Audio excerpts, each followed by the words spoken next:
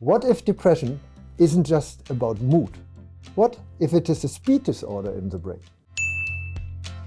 My name is Georg Northoff. I'm a full professor at University of Ottawa and a senior scientist at the Royal in Ottawa, Canada. What does it mean, a speed disorder in the brain? Usually, we consider the brain in terms of thoughts, moods, cognition, movement, but not in terms of speed. This is a new way of looking at the brain. But why do we do that? So we look at the brain in terms of physical measures of what is called dynamics. The change from time point to time point. And that can be very slow. That's what happens in depression. And we applied various of these measures to different brain regions involved in perception, in movements, in cognition, in emotions. And we measured the perception and the emotions and the thoughts themselves. They literally don't change. The depressed patient much longer lingers in the same thought and in certain brain regions in the same state than other subjects.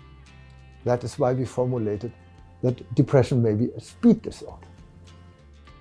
Look at the symptoms of depression. Yes, there are a lot of mood changes. You're extremely sad or anxious. But you have also many other changes. For instance, your thoughts are either too slow or they're rambling, like ruminations. You always think the same thought in circles. And your movements are too slow. Look at the depressed patient. You immediately know the facial mimic is decreased, the movements, the shoulders, and they have no energy and no pace. Now, when you ask the depressed patient themselves how and what it is like to feel depressed, many of them will tell you, I have no energy, I have no speed, everything is too slow. Imagine a completely flat sea.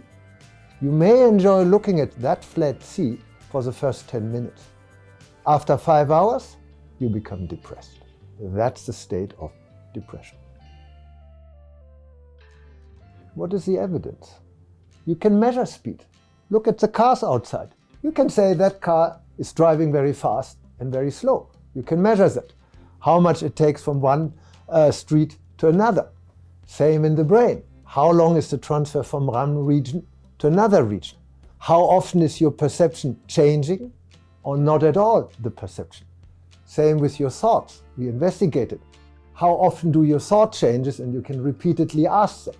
And then you see that in depression, nothing changes. You can measure that with various measures from engineering and from physics, which are particularly designed to measure dynamics, the relative change from one time point to another.